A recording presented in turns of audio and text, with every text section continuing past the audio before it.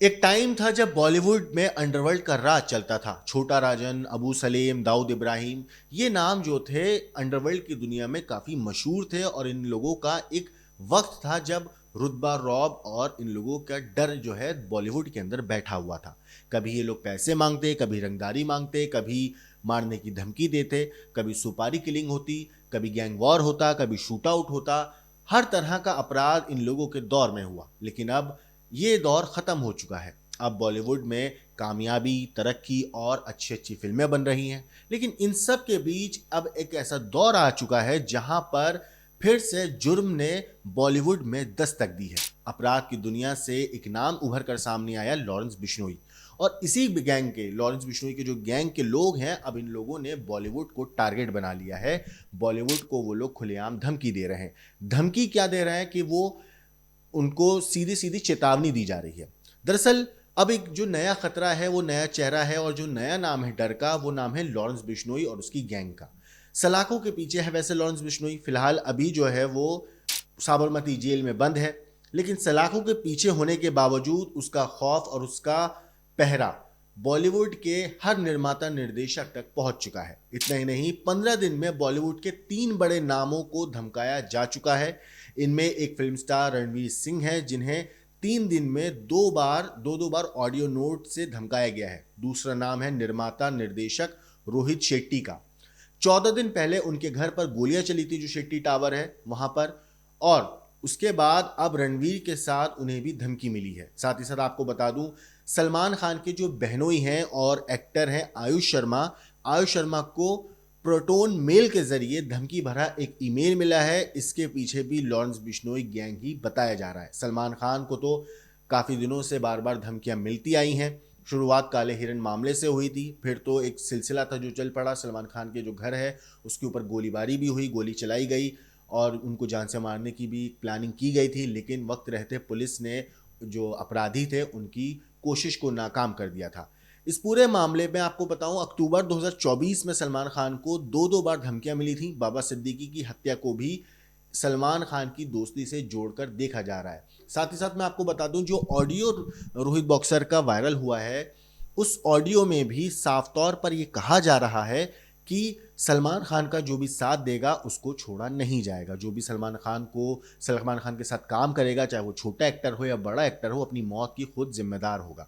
ये सारी चीज़ें जो हैं, धमकाने वाली जो सारी बातें हैं, ये ऑडियो में कही गई हैं।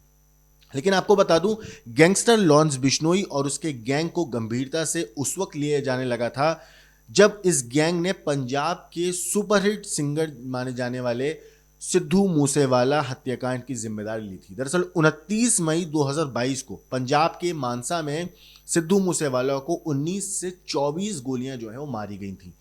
और इन्हीं गैंगस्टर्स ने हाल ही में 2 बड़े पंजाबी और बॉलीवुड सिंगरों को भी धमकी दी है।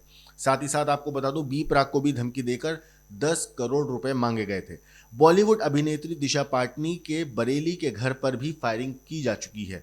सवाल अब दोस्तों ये है कि आखिर जेल में बंद एक गैंगस्टर का ऐसा खौफ क्यों फैल चुका है कि वो तो जेल की 4 दीवारों के अंदर है, लेकिन उसके नाम का जो डर है, उसके नाम की जो दहशत है, जो खौफ है, वो जेल की सलाखों को पार करके साबरमती जेल से अब बॉलीवुड के जो बड़े बड़े नामचीन एक्टर हैं उनके घर के दरवाजे तक पहुंच चुकी है।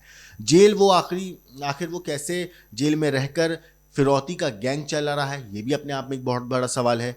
कैसे कानून को एक ढाल बनाकर और सारी चीज़ों को, ये चीज़ जेल की सलाखों में रहते हुए सारी चीज़ें हो रही हैं, ये भी अपने आप में एक सोचने की बात है। मगर दोस्तों, हैरानी है कि वो जेल में भी है और उसका गैंग बॉलीवुड को बार बार डरा भी रहा है, वो भी लॉरेंस बिश्नोई के नाम से। लेकिन यहाँ पर एक चीज़ है जो सोचने पर मजबूर करती है कि जब लॉरेंस बिश्नोई अगर जेल के अंदर है तो उसकी गैंग को ऑर्डर कौन दे रहा है? क्योंकि जेल में रहते हुए तो आप मोबाइल फ़ोन या बाहर की दुनिया से तो कांटेक्ट नहीं कर सकते। और अगर आपके ऊपर ऐसे संगीन आरोप लगे हों, तब तो जाहिर सी बात है और ज़्यादा कड़े और सख्त पहरे में उस शख्स को रखा जा रहा होगा। लेकिन अगर लॉरेंस बिश्नोई वाकई इन सारी चीज़ों के पीछे है और अगर लॉरेंस बिश्नोई का नाम इस तरीके से खुलेआम अब लगातार सामने आ रहा है, तो वो अपनी गैंग से संपर्क कैसे कर पा रहा है? और अगर संपर्क कर पा रहा है तो उसकी कौन मदद कर रहा है जेल में? ये सारी चीज़ें भी सोचने वाली हैं। आपको यहाँ मैं बता दूं, अब सवाल ये है कि मुंबई पुलिस इस पूरे मामले में क्या कर रही है। क्या लॉरेंस गैंग में मुंबई पुलिस कमिश्नर देवेंद्र भारती का खौफ नहीं है? क्या लॉरेंस गैंग मुंबई के joint CP law and order Satyanarayan Chaudhary को चैलेंज कर रहा है? साथ ही साथ क्या Lawrence gang Mumbai crime branch के जॉइंट सीपी लक्ष्मी गौतम को भी चैलेंज कर रहा है? और क्या महाराष्ट्र में सीएम के साथ साथ गृह मंत्रालय संभालने वाले देवेंद्र फडणवीस में से भी लॉरेंस गैंग नहीं डर रहा है? क्योंकि ये वो सारे नाम मैंने आपके सामने लिए जो पावर है जिनके हाथ में ताकत है, जिनके पास वो अथॉरिटी है कि ये एक्शन लेने का डायरेक्ट ऑर्डर दे सकते हैं, और इनके पास वो हर पावर है जिससे अपराधियों को रोका जा सकता है, पकड़ा जा सकता है, ऑर्डर दिया जा सकता है उन्हें पकड़ने का।